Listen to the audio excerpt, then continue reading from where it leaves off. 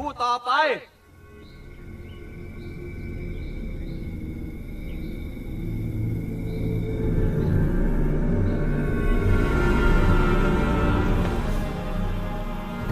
กูหวังใจว่ามึงคงมีฝีมือมากกว่าคนก่อน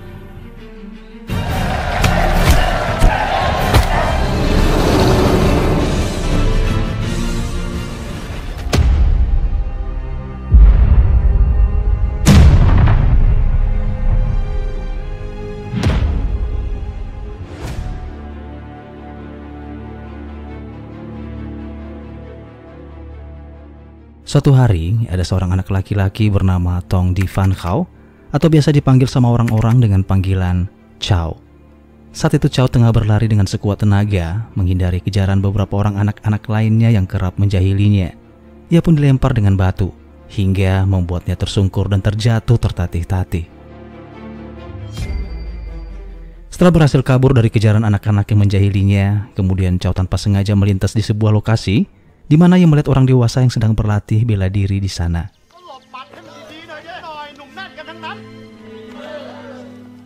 Ia pun merasa tertarik dan menemui seorang pelatih dengan meminta pelatih itu untuk mengajarinya bela diri, dengan harapan ia bisa menjadi kuat dan tidak lagi dijahili oleh anak-anak yang selama ini membulinya.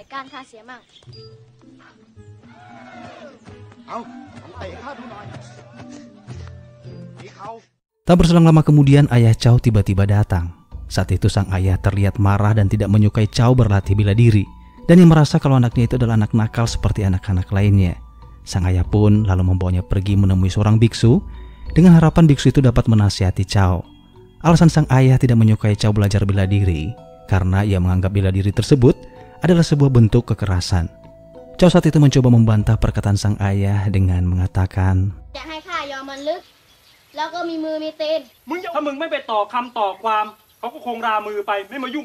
Mendengar bantahan Chow, sang ayah pun marah karena tetap saja keputusannya adalah keputusan seorang ayah. Saat itu sang biksu hanya menghela nafas panjang karena ia pun tidak setuju dengan cara berpikir ayah Chow itu. Kali ini sang biksu yang menasihati ayah Chow, di mana ia mengatakan bahwa selama kita tidak menyakiti siapapun dengan sengaja, maka bela diri adalah hal yang wajar. Keesokan harinya, Chow kembali dijahili oleh anak-anak nakal yang selalu membulinya. Kumpulan anak-anak itu diketuai oleh seorang anak bernama Wun Chen yang merasa dirinya hebat dikarenakan ayahnya dikenal sebagai orang terpandang di desa itu. Chow pun yang merasa diperlakukan seperti itu secara terus-menerus, saat itu juga membuatnya muak hingga ia pun mencoba berlatih bela diri dengan alat seadanya, dan kemudian membalas perbuatan anak-anak nakal itu dengan berbalik menjahili dengan melempari mereka dengan batu.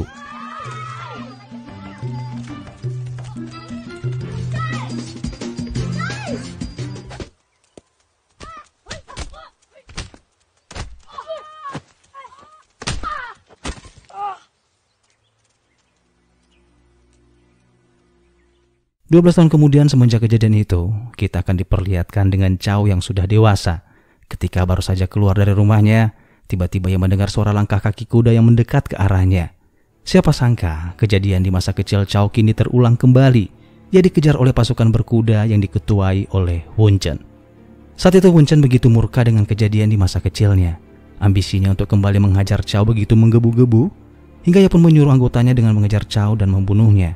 Namun situasi justru berkata lain, di mana Chow yang saat itu sudah masuk ke dalam hutan dengan mudahnya mengajar beberapa orang anak buah Wun Chen hingga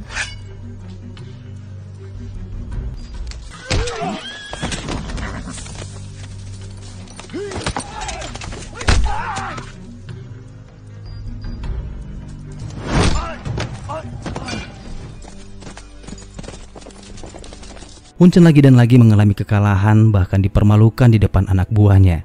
Saat itu juga dengan terpaksa ia pun pulang, lalu mengadukan hal itu kepada ayahnya, di mana ia mengarang cerita pada sang ayah dengan mengatakan kalau Chow lah yang telah melukainya. Namun ayahnya justru balik marah pada Wun Chen, di mana sang ayah mengatakan jika Wun Chen kembali berbuat ulah lagi pada Chow, maka ia akan diusir dari rumah. Sampai suatu hari Chow diundang untuk bertarung sebagai petarung bayaran. Chow dikenal sebagai petarung yang tak pernah terkalahkan di desanya, di mana petarung demi petarung ia kalahkan dalam waktu singkat.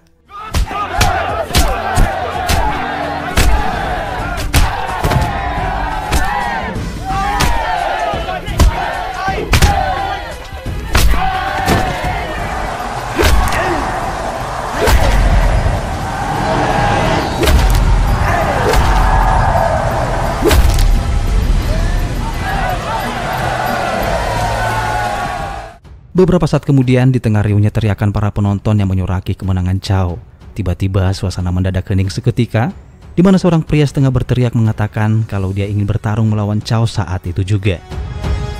Dengan tatapan dingin, sang pria menantang Chow untuk bertarung dengan tangan kosong di pinggir sungai itu, hingga pertarungan mereka pun dimulai.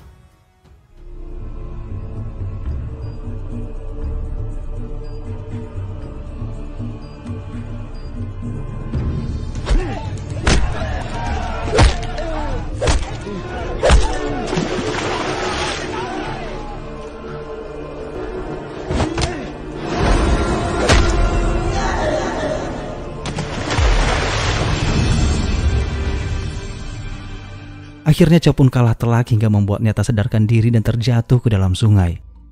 Kekalahan itu pun membuat sang guru silat alias si bandar judi meninggalkannya begitu saja, di mana ia merasa kalau Chow sudah tidak dapat lagi diandalkan karena tak lagi dapat menghasilkan uang untuknya. Dalam keadaan tak sadarkan diri, semua orang pun pergi meninggalkan Chow.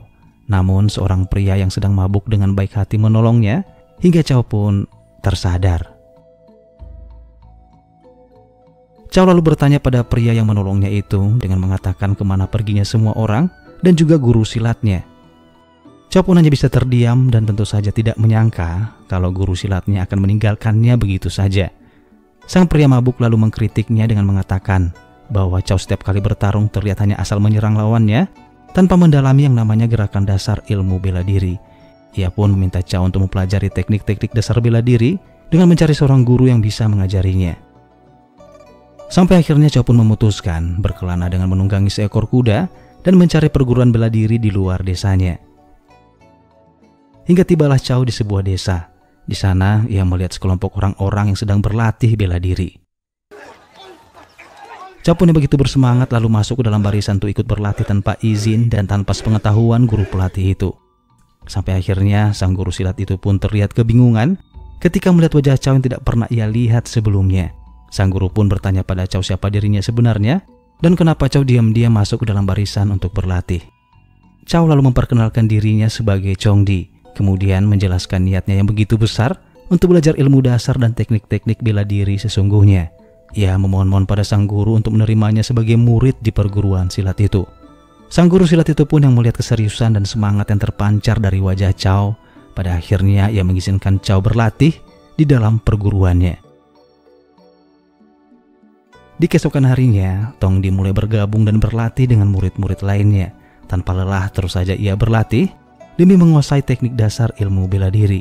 Sang guru pun mengajarnya beberapa teknik ilmu bela diri yang belum pernah Tong Di ketahui sebelumnya. Di mana sang guru mengatakan saat kita berhasil menangkap kaki sang lawan, maka itu kesempatan kita untuk melumpuhkan kakinya dengan memukulnya. Hingga beberapa minggu kemudian sang guru ingin melihat kemampuan Tong Di setelah beberapa minggu berlatih di tempat itu. Ia pun meminta Tong Di untuk berduel dengan salah seorang murid senior yang dianggap paling terkuat di perguruan itu.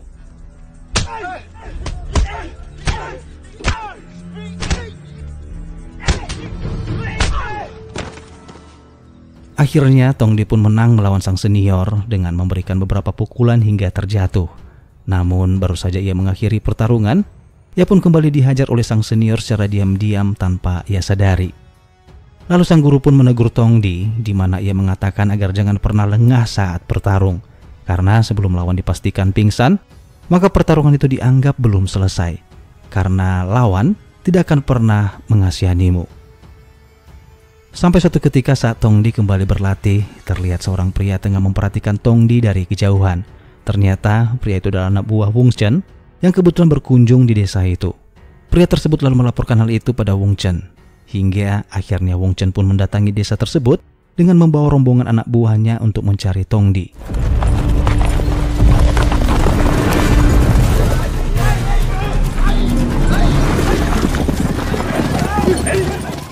Wung Chen menyuruh salah seorang pengawalnya untuk menemui sang guru bela diri di desa itu.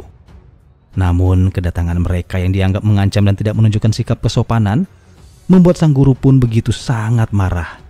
Pertikaian pun tak terelakkan, di mana pengawal Wung Chen itu mulai mengancam sang guru untuk menyerahkan Tong Di pada mereka.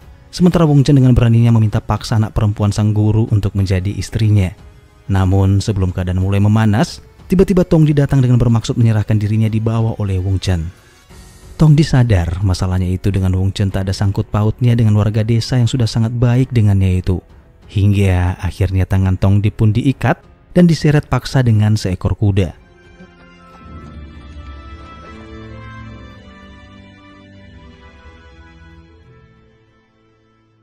Namun sang guru terlihat tidak terima dengan perlakuan mereka yang telah membawa paksa salah seorang murid kesayangannya itu. Ia pun berbalik mengancam pengawal Wung Chen dengan mengatakan akan membalaskan dendamnya suatu saat nanti. Pengawal itu pun juga tak terima dengan ancaman sang guru. Sampai akhirnya inilah yang terjadi.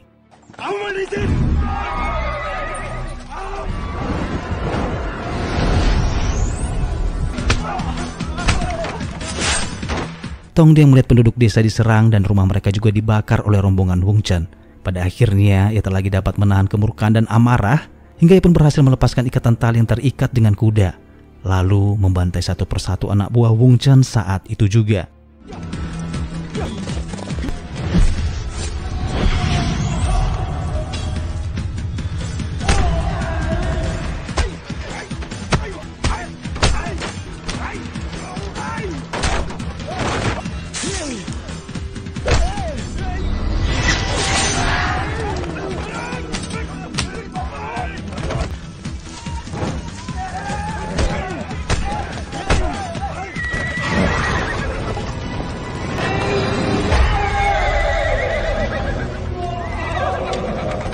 Setelah Wung Chen dan anak buahnya lari tunggang langgang meninggalkan desa itu, Tong Di pun akhirnya memutuskan untuk pergi dari desa tersebut demi menghindari masalah yang lebih parah yang dapat merugikan warga desa. Di sisi lain, Wung Chen dan pengawalnya yang baru saja tiba di rumah melaporkan kejadian itu pada ayah Wung Chen. Namun laporan itu justru membuat sang ayah marah besar pada mereka. Harga dirinya sebagai seseorang yang terpandang di desa tersebut seakan dijatuhkan akibat tindakan bodoh dari anaknya sendiri. Wung Chen dan pengawalnya pun akhirnya merencanakan sesuatu, di mana mereka berniat untuk menculik dan menghabisi seluruh warga desa yang berpihak pada Tong Di itu. Sementara itu Tong Di tengah berkelana untuk memulai kehidupan barunya. Namun ternyata ada seorang anak muda dari desa yang mengikutinya sejak awal. Anak muda itu bernama Bungkat, di mana ternyata selama ini Bungkat sangat kagum dengan aksi bela diri Tong Di itu. Ia pun memutuskan untuk ikut bersama Tong Di kemanapun Tong Di pergi. Tibalah mereka di sebuah desa pecinan dan berkenalan dengan seorang gadis bernama Ling Ling, yaitu anak dari pemilik sebuah sanggar kesenian. Di keesokan paginya, Bungkat yang tertidur di bawah sebuah pohon terbangun karena dikagetkan oleh Ling Ling, di mana Ling Ling mengatakan kalau Tong Di baru saja pergi meninggalkannya. Sementara itu kita akan diperlihatkan dengan beberapa rombongan yang membawa kereta pedati melintasi sebuah hutan. Tiba-tiba mereka diserang oleh sekelompok perampok yang ternyata adalah Wung Chen dan anak buahnya.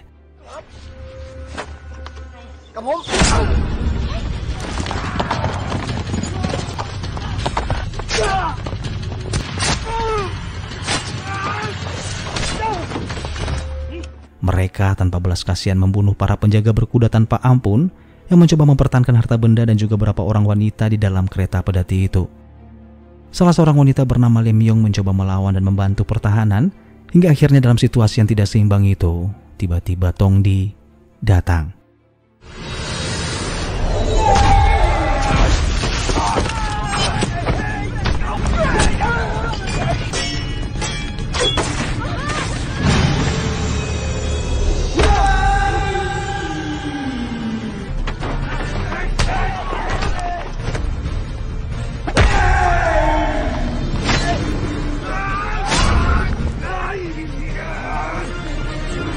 Tong Di pun yang berhasil melindungi Lem yang terlihat diam-diam menyukai wanita cantik itu.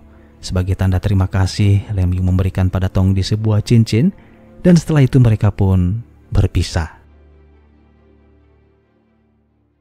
Perjalanan Tong Di pun kembali berlanjut hingga ia tiba lagi di sebuah desa lain, di mana seperti sebelumnya ia kembali menemui seorang guru perguruan bela diri dan memohon untuk diizinkan menjadi salah seorang murid di sana. Setelah menunjukkan kemampuan dan skill bela dirinya pada guru itu, ia pun akhirnya diterima dan diizinkan untuk bergabung sebagai salah seorang murid. Namun betapa terkejutnya Tong Di ketika saat itu ia melihat Bungkat juga berada di sana, di mana ternyata Bungkat sudah lebih awal datang ke desa itu dan juga diterima sebagai murid oleh sang guru. Tak terasa waktu pun terus berlalu. Tong Di melewati hari-harinya dengan terus berlatih dan berlatih. Di desa itu juga diajarkan beberapa teknik pemanasan dan beberapa jurus-jurus dari sang guru. Hingga suatu saat sang guru mengumumkan pada seluruh muridnya kalau ada sebuah acara kompetisi antar perguruan. Siapapun yang nantinya memenangkan kompetisi itu akan diangkat sebagai penerus perguruannya dan mewarisi ilmu dari sang guru. Sang guru juga menunjuk Tongdi untuk mengikuti kompetisi itu karena ia yakin Tongdi memiliki kemampuan dan skill yang baik dalam bertarung. Sang guru lalu mengajarkan Tongdi sebuah jurus rahasia yang selama ini belum diajarkan pada murid-murid lainnya. Semenjak saat itu, Tongdi terlihat berlatih begitu keras untuk bersiap-siap mengikuti kompetisi antar perguruan tersebut. Beberapa hari kemudian, waktu kompetisi itu pun tiba. Di sana secara kebetulan Tongdi melihat seorang pria penggembala yang dulu pernah mengalahkannya saat ia masih menjadi seorang petarung bayaran. Di babak awal, Tongdi menyaksikan petarung demi petarung mengalahkan lawannya dari perguruan lain. Mereka terlihat begitu sangar dan gahar, merontokkan lawan mereka tanpa ampun. Salah seorang guru dari perguruan lain melakukan penghinaan dan meremehkan guru dari perguruan Tongdi. Namun, sang guru mencoba sabar dengan penghinaan itu, hingga akhirnya giliran Tongdi yang maju untuk bertarung. Berbekal ilmu dan jurus-jurus dari sang guru, membuat semua orang pun tak percaya ketika Tongdi meratakan satu persatu para petarung.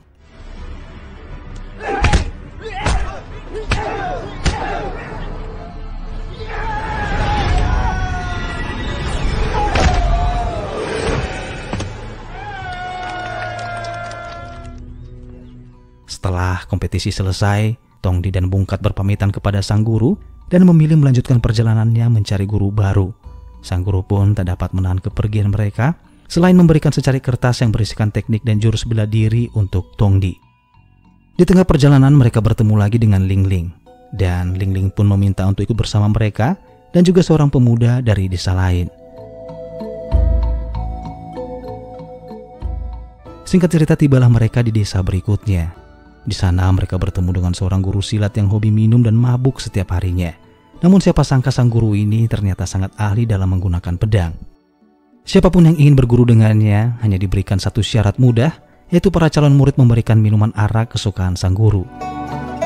Syarat itu pun dipenuhi oleh Tongdi dan teman-temannya. Dan kemudian mereka diajarkan bagaimana melakukan teknik hingga mahir menggunakan pedang. Walaupun dalam keadaan mabuk, sang guru tidak boleh dianggap remeh, karena kekuatannya justru berada di saat ia dalam kondisi mabuk. Tak membuang-buang waktu, mereka memanfaatkan waktu berlatih dengan sangat keras dan mempelajari teknik-teknik berpedang yang diajarkan oleh sang guru setiap harinya. Hal itu dilakukan karena sang guru mengatakan kalau Tongdi masih sangat kurang mahir menggunakan pedang.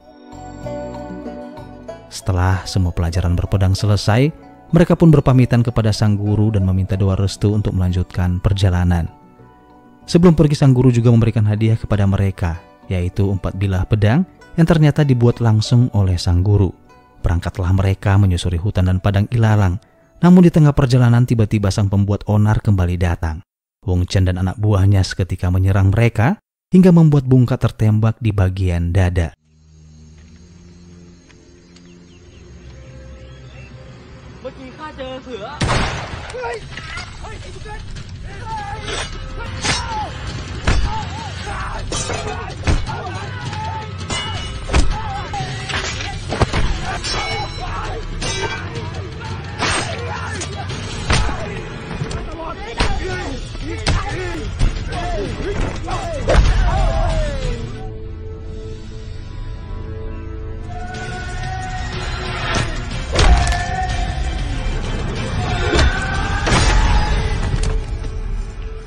Melihat pengawalnya terbunuh, Wong Chen terlihat begitu sangat ketakutan.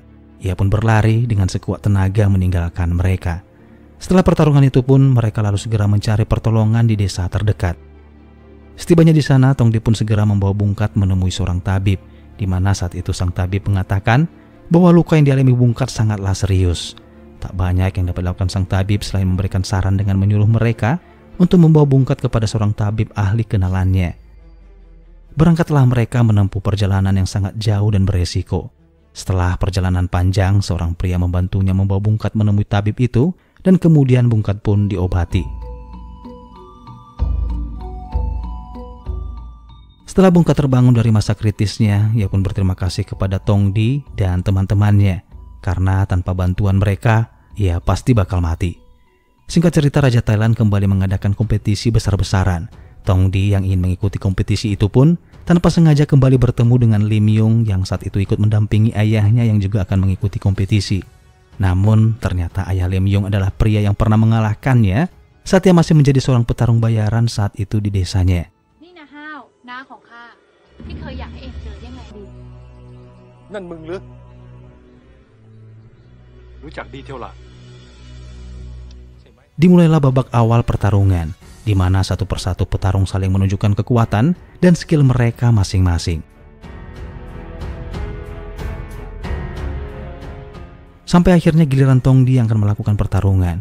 Namun siapa sangka kali ini ia dipertemukan dengan ayah Lim Yung, di mana sang ayah menatap putrinya dengan percaya diri, seakan-akan dia berkata pada putrinya itu bahwa ia akan memenangkan pertarungan.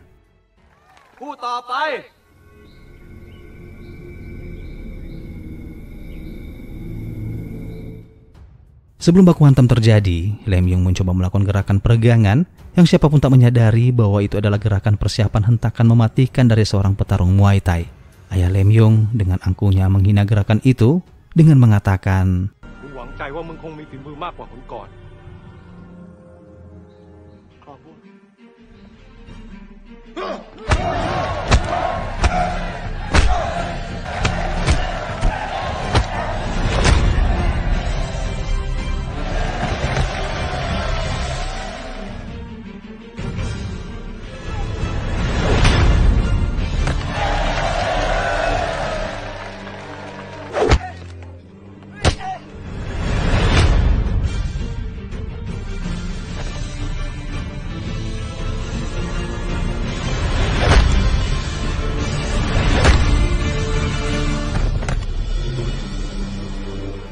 Pertarungan sengit itu akhirnya dimenangkan oleh Tong Di. Namun kemenangan itu membuat sang raja penasaran dengan kekuatan yang Tong Di miliki. Sang raja lalu minta satu pertandingan lagi dengan menurunkan seorang petarung andalannya yang tak pernah terkalahkan untuk melawan Tong Di. Majulah sang petarung dengan postur tubuh gempal dan juga wajah sangar nan gahar. Hingga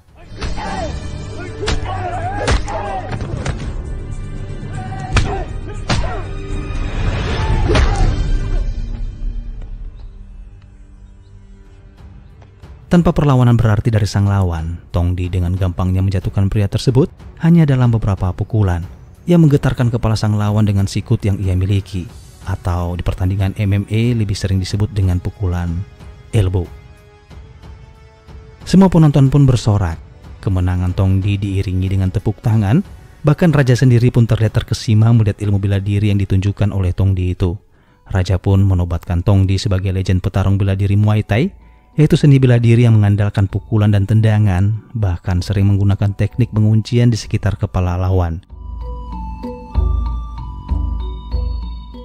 Nah teman-teman, segitu aja video kali ini. Semoga bisa menemani waktu senggang kalian. Dan jika kalian ingin merequest film, silahkan tinggalkan jejak kalian di kolom komentar. Dan jika nanti banyak yang request, nanti bakal kita bahas secepatnya. Thanks for watching and see you then.